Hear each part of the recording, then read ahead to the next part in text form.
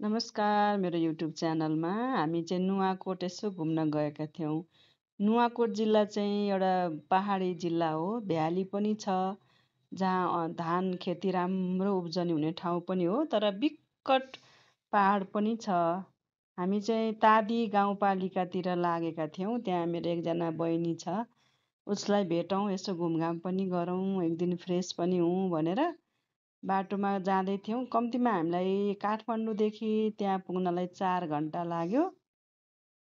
तर बिचबिचमा एकदमै रमणीय स्थल पनि, तर बाटो असाध्यै अप्ठ्यारो, काहीँ ग्राभेल, काहीँ कच्ची, काहीँ चाहिँ ढलान बाटो। ढलान गरेको ठाउँमा यति ओट माथि माथि बनाइदिएर ऊ गाडी ठोकिएर हिँड्न नसक्ने, मान्छे उत्रिएर गाडीलाई लानुपर्ने स्थिति पनि थियो।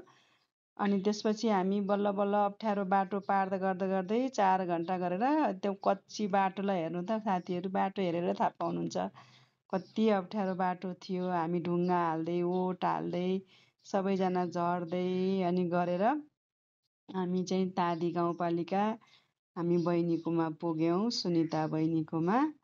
अनि त्यो बाटो चाहिँ असाध्यै अप्ठ्यारो, तर भर्खरै बाटो चाहिँ बाढीले खोलेर त्यस्तो भएको हो भन्दै हुनुहुन्थ्यो। तर पनि हामी बिस्तारै बिस्तारै गाडी चाहिँ बाटो अप्ठ्यारो भएर जान मानिरहेको थिएन।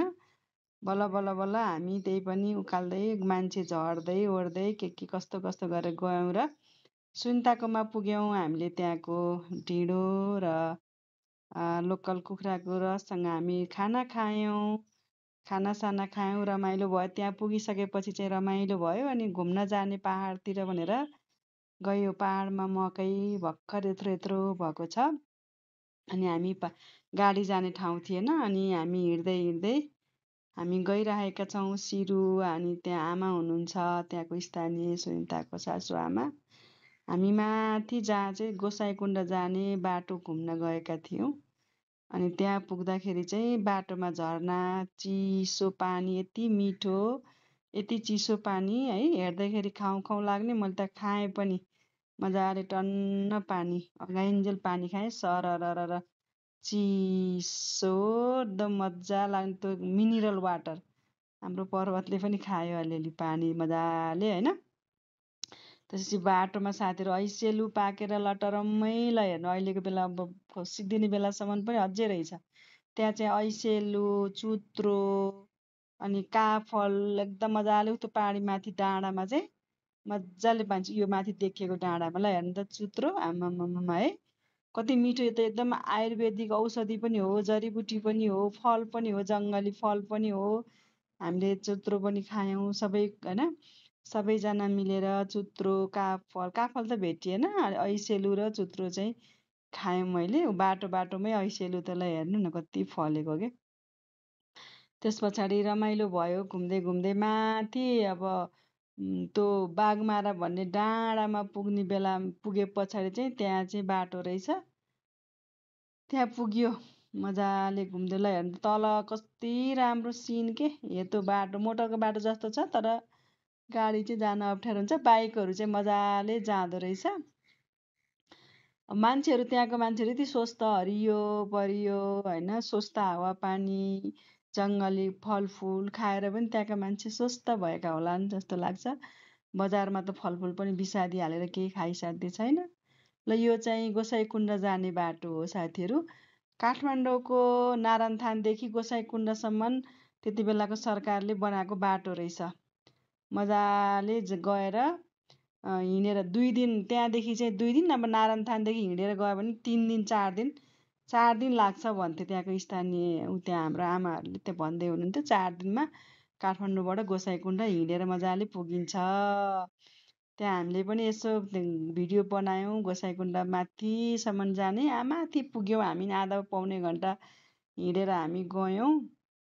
अनि त्यसपछि सररर हामी चाहिँ त्यहाँको अरू सिनहरू लिँदै हामी सिरोमा पनि यसो सानो सानो यसो फोटोसोटो पनि हालेर खिचियो साथीहरू। तर यो ठाउँ चाहिँ घुम्ने लायकको छ। तपाईँहरू पनि समय छ भने मिलाएर घुम्न जान सक्नुहुन्छ। अझै समय छ भने त्यही पैदल यात्रा सिँढीको बाटो हिँडेर गोसाइँकुण्डसम्म पुगेर पनि आउन सक्नुहुन्छ। हामी चाहिँ गोसाइँकुण्ड चाहिँ गएनौँ, बाटोबाटै अलिकति हामी माथिसम्म गयौँ र चाहिँ फर्किने फर्क्यौँ हामी चाहिँ होइन। यसरी साथीहरू मैले सानो भ्लग बनाएको छु। नुवाकोटमा धेरै घुम्ने ठाउँहरू छन्। त्यसमध्येको अब यो पनि एउटा राम्रो ठाउँ हो। त्यति पाहाडमा पनि कुखुरा फर्म बनाएर होइन गाडी गएर हेर्नु न, त्यत्रो ठुलो ट्रक बलब लगेर है कुखुरा पालन गरेछन्। त्यसपछि अब गाई बाख्रा पाल्ने ओर्ने हेर्नु, आलु खेती कति राम्रो होइन।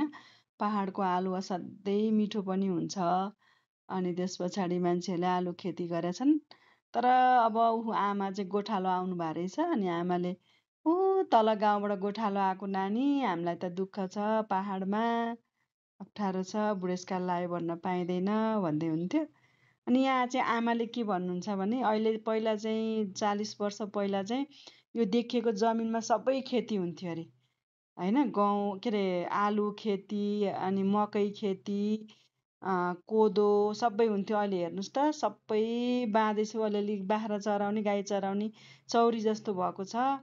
पहिला खेती कति राम्रो हुन्थ्यो, अहिले सबै मान्छे सहर गए। अनि त्यस पछाडि मान्छेलाई सुविधा चाहियो र यहाँ खेती हुन छोड्यो भन्नुहुन्थ्यो। अनि हामीले हल्का केही फोटोहरू खिच्यौँ। यसो पछाडि तलपट्टि सबै धार्मिक स्थलहरू छन्। अनि सामान्य आमाले त्यही भन्दै हुन्छ, सबै हाम्रो पालाको जस्तो कहाँ छ र नानी, अहिले सबै बाँझो भइसक्यो खेतहरू। अब त मान्छे सुखी भए, कोही विदेश गए, कोही सहर पसे।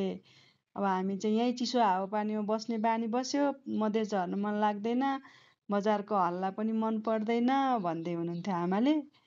त्यसपछि हामी बिस्तारै फर्किँदैछौँ हामी। ओह्रालो बाटो त छैन, खेत खेतै झर्दै झर्दै हामी चाहिँ तल बाटोमा जाँदैछौँ। अब हामी चाहिँ गयौँ, केही साथीहरू चाहिँ ल भैँसीलाई, चोर भैँसीहरूलाई चाहिँ यस्तो घन्टा झुन्डाउने चलन हुन्छ नि होइन साथीहरू। हाम्रोतिर नि त्यस्तो चलन छ। सिरु चाहिँ यसो भिडियो बनाउँदै हिँड्दैछन्। हामी तल झर्दै झर्दै जाँदैछौँ साथीहरू। त्यसैले अब तपाईँहरू पनि यसरी जान सक्नुहुन्छ। ल, सबैलाई मेरो भिडियो हेरिदिनु भयो, धेरै धेरै धन्यवाद। मेरो युट्युब च्यानललाई सब्सक्राइब गर्न नि नबिर्सिनु होला।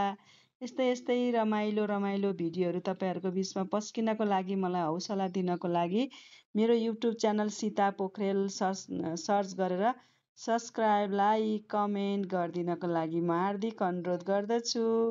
फेरि अर्को भ्लगमा पनि भेटौँला। साथीहरूलाई नुवाकोट फेरि एकचोटि तपाईँहरू पनि घुम्न जानुहोला।